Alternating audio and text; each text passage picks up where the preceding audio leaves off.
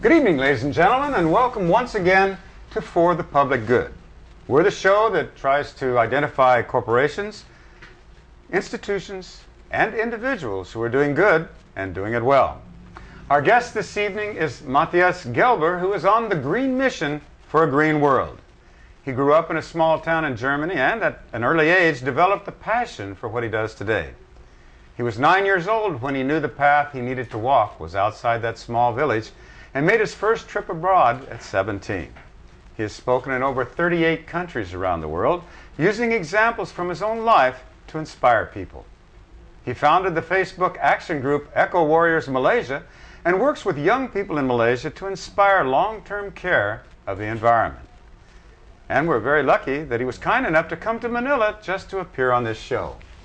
Mattias, welcome to the show.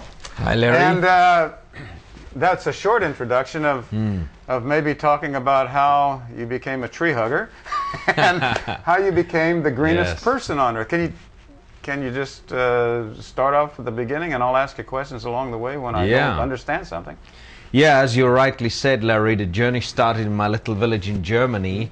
It's a very, very small place. It's only got 500 inhabitants. I remember when I was a kid, you know, we played those games of, hey, I know a family with one father, two grandparents, two daughters, and then you had to guess, you know, which kind of village it was. We knew everyone in the little village, so it was a very cozy place. And surrounding my little village, there was a lot of environment, loads of trees, and even the trees were owned by the village community.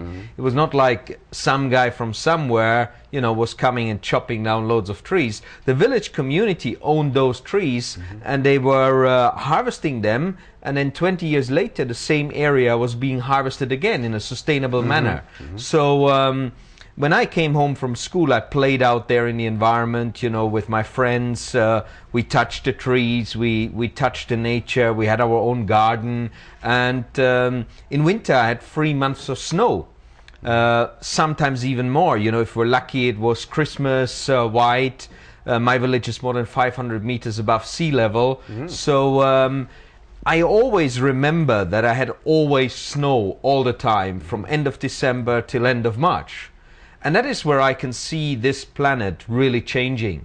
Now, my brother's kids who live very close to the little village, they are lucky if they've got 7 days, 1 week of snow to do skiing. Wow, it's changed that much. Yeah, it's amazing. I mean, this winter was quite cold, so they could do a decent amount of skiing. But if you look at the average of the last 5 years, they had about 4 to 10 days of skiing ability. Because snow comes, loads of snow might come one night in my little village, but then 2 or 3 days later it disappears again because it's raining. When I was a kid, we never had rain in the middle of winter. We always had more snow, more snow, more snow, so it always was white.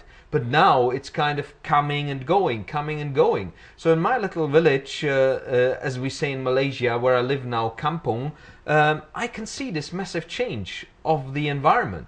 And even when I speak with people in parts of Southeast Asia, you know, village people, city people who tell me that when they were kids, you know, they didn't use air conditioning. Maybe even their houses were built on stilts, where once it's cool outside in the evening, this coolness translates immediately to coolness inside.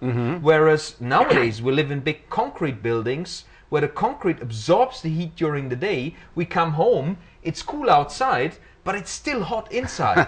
And the first thing people do is switch on the air conditioning. So, you know, we have changed our way of living and the environment because of the massive human intervention on this planet has actually changed the climate and is changing the climate. Well, actually, I think all of us have seen that in our own lives. I grew up in a small town in Arizona.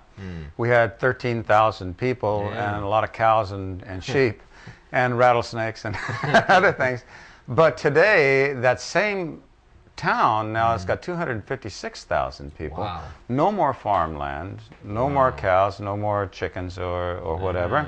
And air conditioning, as you said. You know, the only place that they had air conditioning when I was growing up was the doctor's office. So if you got sick, you went over and then you got pneumonia in the doctor's office. But yeah, things have really changed. And going with the snow, one of my businesses is supporting a company that makes parts for snowmobiles. Yes, yes. And the snowmobile industry has been in the toilet for many years because there hasn't been as much snow in a lot of places. So, I guess it is affecting us. And I guess it comes down, there's a lot of controversy. Are the human beings causing it? Is it this or that?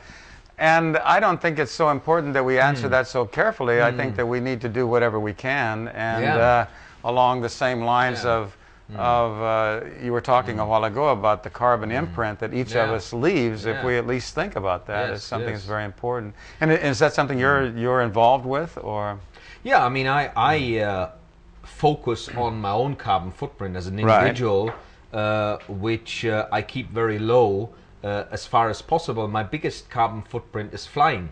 Right, and I always feel a little bit guilty when I've been flying around, but this flight here to the Philippines, which was for our show and for a couple of other meetings on green building materials, which is a business I'm involved in, I actually made it carbon neutral.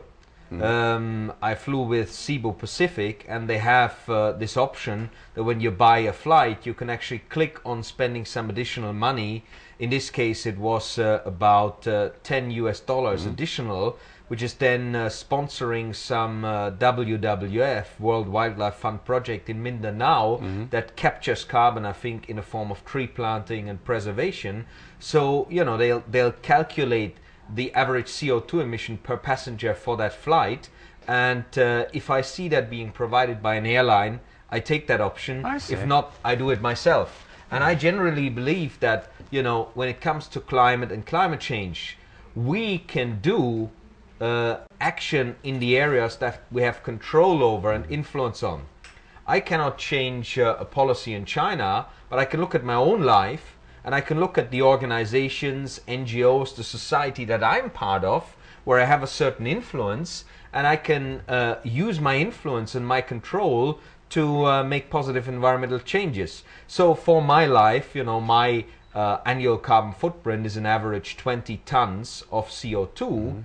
But my life with the trees that I'm planting, the businesses that I'm involved in, I mean, my green building materials business, we signed a deal a couple of months ago that will per year save more than 10,000 tons of carbon dioxide. Wow. You know, that's one of the points that I think I'm really glad that you brought it up. The idea that people think that they have to save the whole world. They don't have to save the whole world. They only have to save the little part that they're living in. And that's one of the things that we've emphasized on this show is we're looking for local heroes, you know, not just in the environment, but in all of the different areas of improving human life.